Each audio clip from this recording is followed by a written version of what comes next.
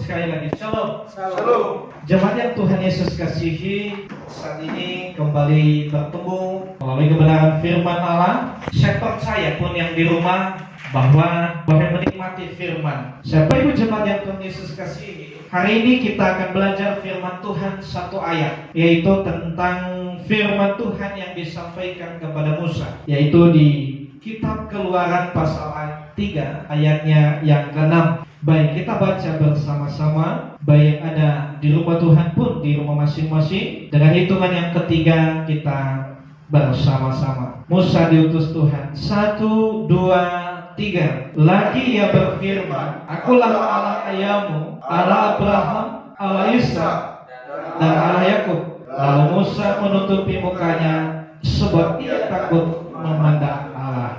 Terima kasih untuk kerjasama kita dalam pembacaan firman Tuhan. Kembali kami ingatkan bahwa berbahagialah setiap kita yang membaca, merenungkan firman Tuhan siang dan malam. Amin. Saudara yang Tuhan Yesus kasihi, ini adalah kisah pertemuan Allah dengan Musa waktu Musa akan diutus untuk membebaskan bangsa Israel di tanah Mesir dalam tanah perbudakan. Saya tidak akan membahas tentang perjalanan itu, panggilan ini, tetapi saya fokus kepada ayat yang kita baca tadi. Tidak mengurangi firman Allah bahwa di sana dikatakan, Akulah Allah ayahmu, Allah Abraham, Allah Ishak, Allah Yakub. Itu menjadi topik pembicaraan firman Tuhan, yaitu Akulah Allahmu, Allah Abraham. Saudara, saya akan berikan tema, yaitu jadikan Tuhan bangga dalam dirimu. Sekali lagi, jadikan Tuhan bangga dalam dirimu. Saudara, ini adalah proklamir yang luar biasa dari Tuhan, menyatakan kepada Musa bahwa aku adalah Allah ayahmu, Allah Abraham. Saudara, kenapa kok bisa? Yang lain banyak kok yang luar biasa dalam pelayanan, dalam toko Alkitab. Tetapi satu hal yang luar biasanya adalah bahwa aku adalah ayah Abraham. Tentu itu adalah sebuah pertanyaan bagi kita. Pertanyaan paling besar, kok bisa? Yang lain kenapa enggak? Kenapa bukan nama saya yang di sana? Kenapa enggak dikatakan aku adalah Allahmu, Allah rahmat kulit? Kan seperti itu. Saudara, saya coba selidiki sejauh mungkin. Ternyata ada dasar kenapa Allah boleh memproklamasikan nama Abraham menjadi sesuatu yang luar biasa, sehingga menjadi kebanggaan Tuhan. Allah membanggakan kepada Musa khususnya dan kepada dunia pada umumnya. Ini luar biasa, saudara. Ternyata kadang-kadang pun kita, jangankan Tuhan membanggakan kita, saudara seiman aja, dia tahu sih kita Kristen, tetapi di saat perilaku kita ada di sana tidak baik, orang tanya, itu orang Kristen apa bukan ya? Wah, itu pertanyaan akan sulit. Tiba-tiba misalnya ada saudara kita yang sedang berdiri di tempat kita yang sedang melakukan aib atau dosa. Maka tiba-tiba yang berdiri itu ada yang lewat. Dia tanya kepada kita. Ya, misalnya kan Bung Berkat yang duduk di sana lagi minum-minum dan lain sebagainya itu saudara kamu ya? Orang Kristen ya? Saudara, bagaimana tanggapan saudara? Saya tidak mau menjelaskan lebih dalam. Apakah Anda bangga punya saudara seperti itu? Anda bangga punya saudara seiman seperti itu? Jawab masing-masing, saya nggak mau menghakimi. Tetapi kita akan berharap. Saudara kita yang berdiri di situ berhak untuk menjawab, oh iya ini saudara saya. Itu orang Kristen, Bu.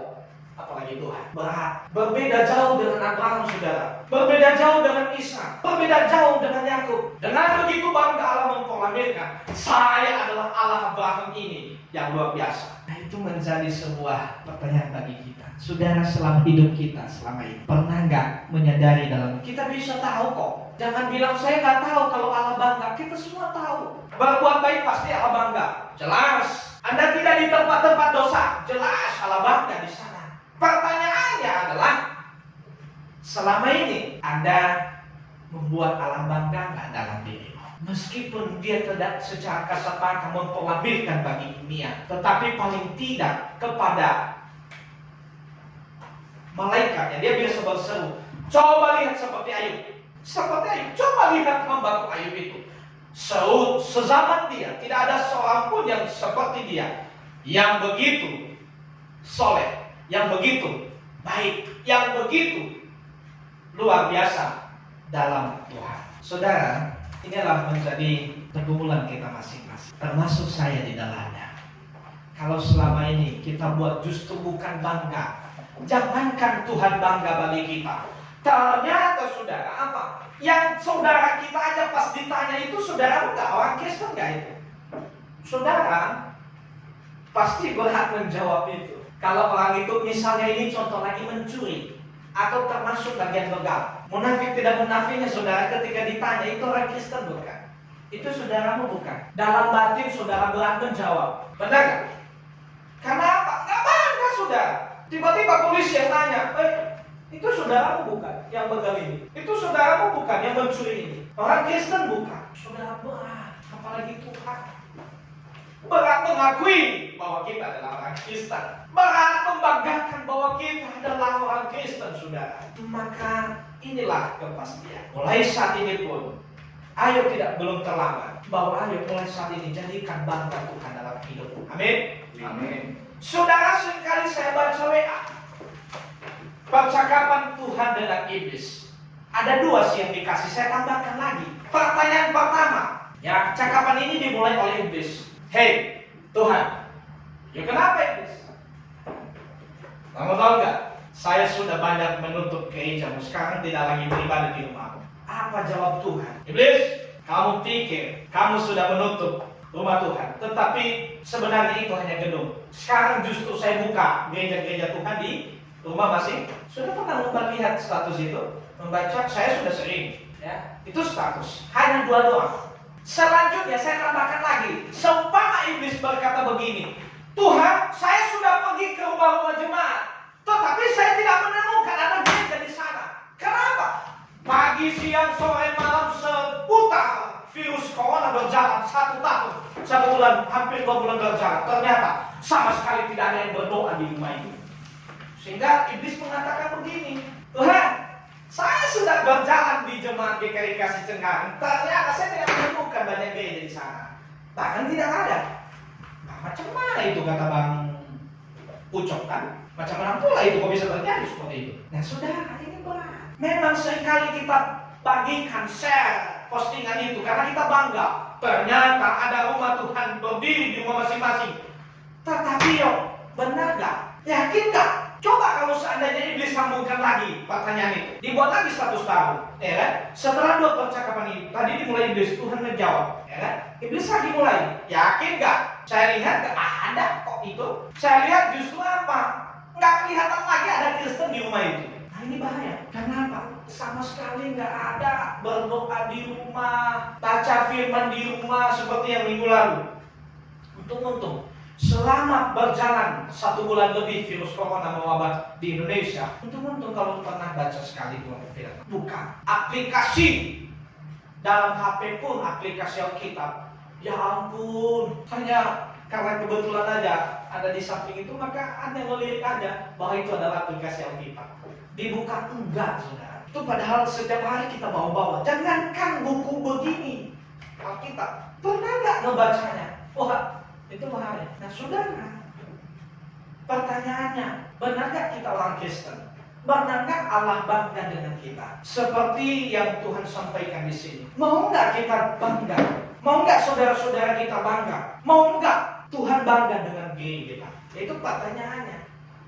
Kalau mau saudara, mestinya kita lakukan yang terbaik untuk Tuhan. Maka pasti menjadi tema yang luar biasa hari ini adalah jadikan Tuhan bangga dalam dirimu. Saudara, pernah kita diberikan firman Tuhan tentang karena kita orang bisa memuji Tuhan. Karena diri kita juga orang bisa mendurkai, bahkan Tuhan menceraikan Tuhan kita. Dengan diri kita juga orang bisa memuliakan Tuhan. Dengan sifat dan perilaku kita juga orang bisa meninggalkan Tuhan. Kamu bilang Kristen itu luar biasa, tetapi saya lihat perubahan dalam diri kamu tidak ada sama sekali. Ya kan seperti itu. Kadang-kadang orang rumah kita begitu kan. Bahkan tetangga kita pernah cerita tentang Kristen. Tiba-tiba dia melihat kita seperti, wah kamu bilang bahkan kamu berkoar-koar begini firman. Ternyata saya lihat kamu seperti ini. Bagaimana? Kalau sudah ke pertanyaan seperti itu, yang menjadi pertanyaannya apa? Yang menjadi jawaban kita apa, saudara? Malu sendiri kitanya. Apalagi Tuhan malu mengakui kita bahwa kita adalah anak-anaknya. Malu kalau kita itu adalah umat pilihannya. Malu kalau kita itu adalah orang Kristen, saudara. Jangankan Tuhan bangga dalam diri kita, mengakui saja berat bagi Tuhan. Kenapa? Pagi berdoa, siang, bahkan malam sampai dugem dan sebagainya. Saudara, dia bilang, pagi begini. Kalau Tuhan sedih, yang ketawa justru siapa? Iblis. Nah, saudara yang Tuhan Yesus kasihi, ayo kita belajar. Ini hanya pendahuluan, sudah 15 menit. Maka 15 menit intinya. Saudara, kenapa Tuhan bangga dengan Abraham?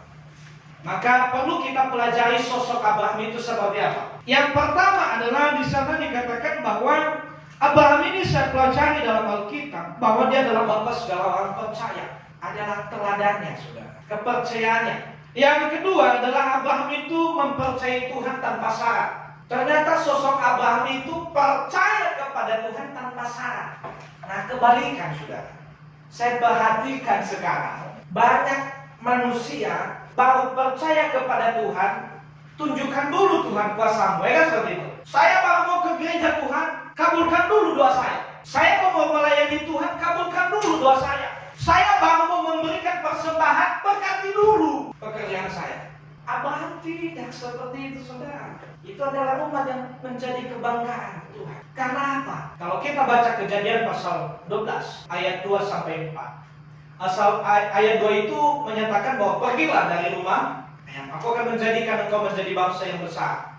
Aku memberkati orang yang memberkati engkau. Dan di ayat yang keempat, lalu Abraham melakukan pergi tanpa bertanya, saudara. Nggak nanya dulu, Tuhan saya pergi ke mana? Benar nggak Tuhan nanti memberkati saya di sana? Kan di sini udah orang tua saya kaya, punya segalanya. Kenapa lagi harus saya meninggalkan ini? Banyak orang Kristen yang percayanya seperti itu, saudara. Tuhan, saya rindu melayani Tuhan, tetapi berkati dulu rumah tangga saya. Kalau boleh Tuhan, kalau boleh biasanya gaji saya 3 juta per bulan. Biarlah saya memberikan perpuluhan luar biasa, bahkan persembahan kepada Tuhan, apa yang menjadi milik Tuhan. Buktikan dulu, kasih hati kepada bos saya, biar gaji saya langsung naik menjadi 10 juta. Kadang-kadang, saudara, kita seperti itu dalam berdoa. Tuhan, saya baru berdoa, selamatkan dulu saya. Bersyarat, saudara. Sementara Abraham tidak seperti itu. Kalau kita membaca dalam Kejadian pasal 12 itu jelas sekali, saudara. Nggak ada di sana dituliskan lalu Abraham menanyakan dulu, ya, Tuhan, kemana saya pergi? Benar nggak nanti diberkati apa tidak? Enggak, saudara, dia langsung pergi. Kalau kita yang disuruh begitu pasti bertanyanya pasti bukan hanya satu, sampai berderetan 100 bahkan 1000 pertanyaan. Baru pergi dari tempat itu. Sementara Abraham tanpa satu pertanyaan pun dia langsung pergi. Nah, ini keteladanan yang Abraham miliki. Sampai Allah bangga dengan dia. Saudara, jangan seperti justru baru ada satu, ayo kita melayani. Apa dulu keuntungannya? Waduh, bahaya itu. Ayo kita pergi ke gereja. Wah, apa dulu keunggulannya? Ayo beribadah di rumah masing-masing. Sama aja juga beribadah tidak beribadah. Kalau Tuhan berikan saya mobil hari ini, saya pasti berdoa. Semua orang juga begitu. Enggak ada iman orang yang seperti itu. Nabi Abraham tanpa satu pertanyaan dia langsung mengikutinya. Saudara, ayo mari tanyakan dalam diri, pernah nggak imanmu seperti itu? Baru mau mengikut Tuhan, baru percaya kepada Tuhan, kalau sudah ketemu dulu apa yang dikasih. Nah, saudara yang Tuhan Yesus kasih, itulah sosok dari Abraham ini. Bahwa kenapa Tuhan sangat bangga dengan dirinya? Karena Abraham mempercayai Tuhannya tanpa syarat, saudara, tanpa pertanyaan, tanpa basa-basi, tanpa mengeluh. Maka jelas kalau sadang namanya itu Bapak orang beriman, Bapak orang percaya. Saudara yang Tuhan Yesus kasihi, jangankan melebihi Abraham. Kalau kata istilah orang Jerman, kalimatnya sejelas kali bahwa mengatakan jangankan behoi atau fagel, tetapi fakih. Maka itulah kebanggaan yang luar biasa. Yang ketiga, saya perhatikan bahwa kenapa Allah luar biasa bangga terhadap Abraham ini. Yang ketiga saya pelajari adalah Abraham ini sangat percaya dan berharap terus kepada Tuhan. Abraham tidak kendor, ragu, apalagi pupus kepercayaannya kepada Tuhan. Saudara, sekali lagi, kenapa Abraham percaya kepada Tuhan? Bangga Kenapa Tuhan bangga kepada Abraham ini? Karena Abraham sosoknya adalah percaya kepada Tuhan, terus berharap kepada Tuhan, tidak kendor, tidak ragu, tidak khawatir, tidak pupus, bahkan meninggalkan Tuhan. Nah saudara, di awal-awal kadang-kadang kita seperti itu. Di tengah perjalanan, gak jauh dari saudara. Tadi katanya aku akan membuat, engkau akan menjadi bangsa yang besar. Sementara 15 tahun sampai 25 tahun pun dia belum dikaruniakan anak.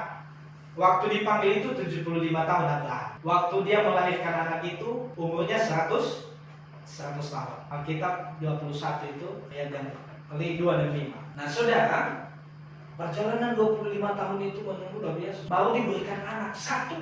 Sebelumnya waktu perjalanannya pun kamu pas dia sampai ke sana bukan tempatnya saudara. Perjalanannya jauh sampai ke mana?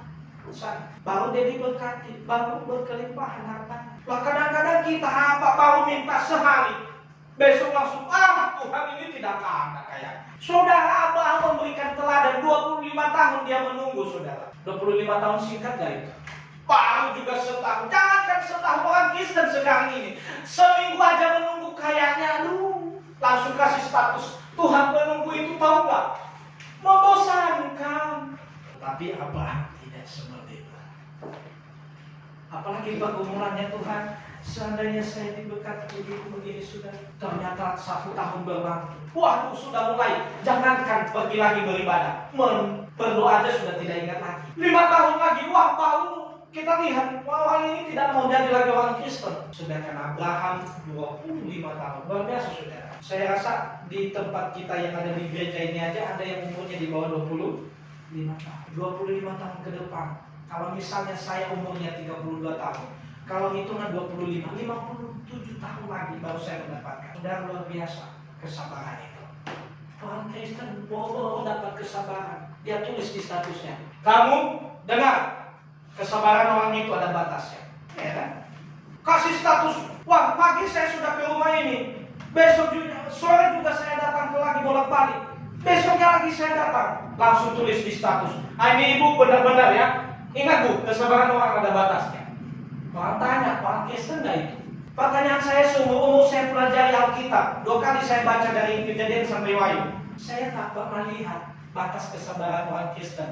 Tuhan bilang cukup 5 tahun, cukup 20 tahun. Gak ada saudara. Tak terkira. Gak ada batas saudara. Maka kalau orang tanya kesabaran orang itu menurut Alkitab bagaimana? Jawabannya adalah gak ada batas. Mengampuni aja gak ada batas. Orang dunia bilang apa? 2-3 kali. 1 kali kau sakiti, yo gak apa-apa. 2 kali kau sakiti juga tidak apa-apa. Jangan sampai 3 kali. Kenapa? Berantem kita. Tapi firman Tuhan katakan, sewaktu ada yang bertanya, bagaimana saya mengampuni orang yang sekalinya? Berapa kali saya harus mengampuni? 70 kali kali 7 kali. Itu gak terhingga saudara. Ada jumlahkan berapa? Saya ini gak bisa jumlahkan. Karena 77 kali 7 kali. Gak ada sama dengan. Kalau ada sama dengan bisa kita jumlahkan. Gak ada kali. Maka tak terhingga mengampuni itu saudara. Maka gak ada kata istilah seperti itu. Nah saudara yang Tuhan Yesus kasihi, nah ini adalah sosok yang dimiliki oleh Abraham, sehingga Tuhan bangga padanya. Gak perlu, gak ragu. Ada orang Kristen berdoa, berdoanya di depan mimbar lagi. Tuhan, saya memohon Tuhan, tolong saya. Saya sedang menghadapi masalah begini. Pas setelah doanya, dia sebelum keluar pintu malah, ya kan, dia sambil minum air. Ya kan, dia berpikir, Tuhan jawab gak ya doa saya ini? Ya elah. Belum 1 jam saudara, belum seminggu, sudah khawatir.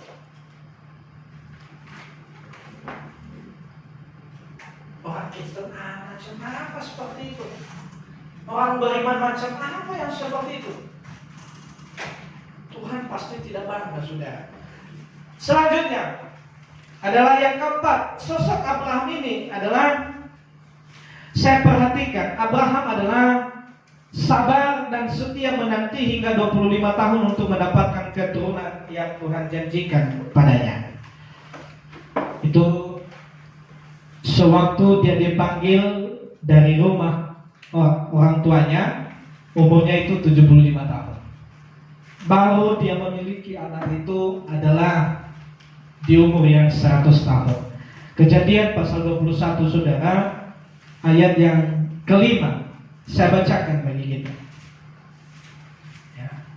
Kejadian 21 ayatnya yang kelima. Di sini dikatakan, adapun Abraham berumur 100 tahun ketika Ishak anaknya lahir. Ya, jelas sekali. Nah, jenjang 25 tahun itu saudara menunggu anak, wah luar biasa. Ada yang baru menikah, belum 6 bulan. Lu kok memang tanda-tanda Tuhan seperti apa inilah? Ada yang setahun, 2 tahun, 3 tahun. Langsung bilang, wah Tuhan ini sepertinya tidak perlu yang dengan saya.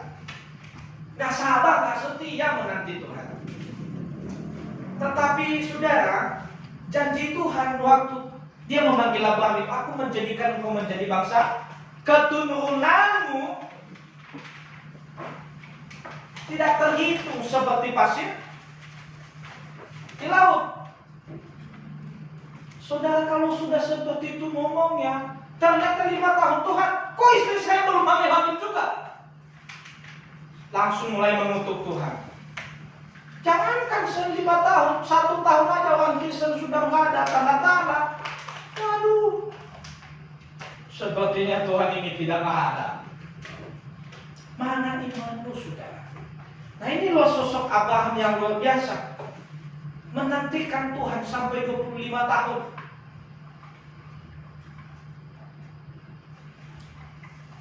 Tanpa mengeluh.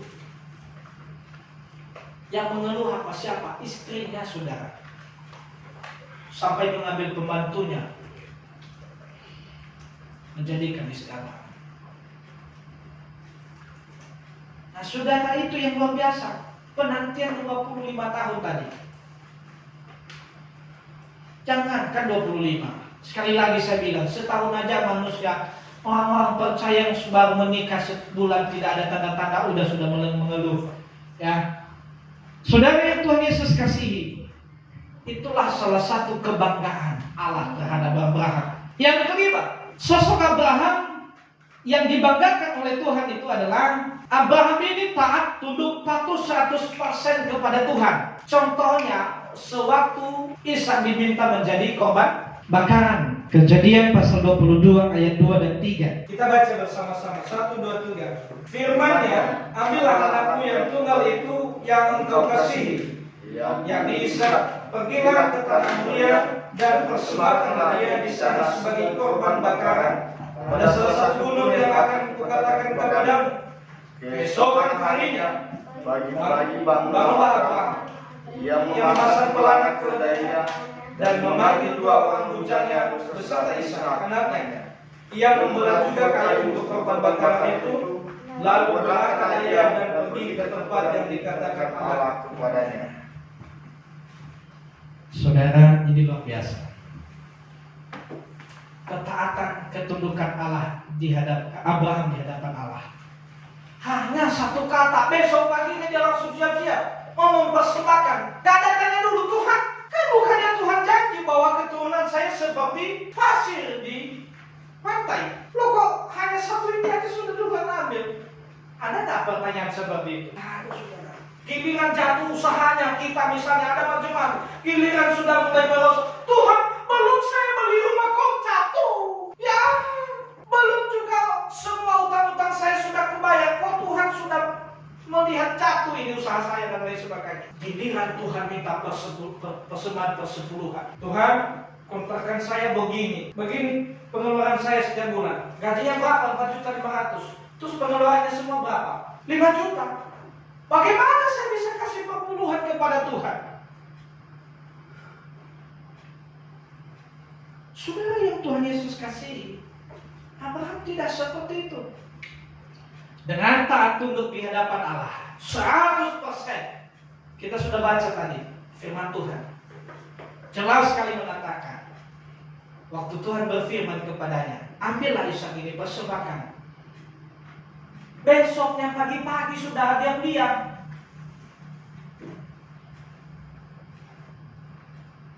Dia nggak mengasih tahu juga kepada Ishak. Dia bilang, suruh aja. Nggak tanya dulu sama Tuhan, Tuhan, bagaimana ini?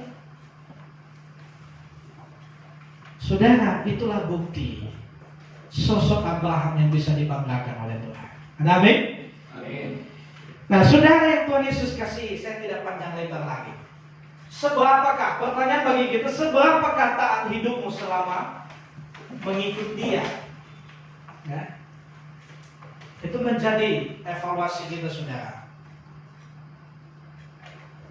Pernah nggak bangga Tuhan terhadap diri kita?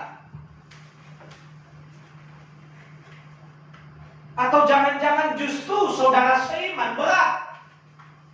Di saat ada orang yang bertanya, itu orang Kristen apa bukan? Itu saudaramu apa bukan? Karena apa? Ternyata lagi mencuri, lagi melakukan pembegalan. Nah, saudara, jadikanlah Tuhan bangga dalam dirimu. Amin. Mari bikin Tuhan bangga dengan diri kita dan menyebut nama kita.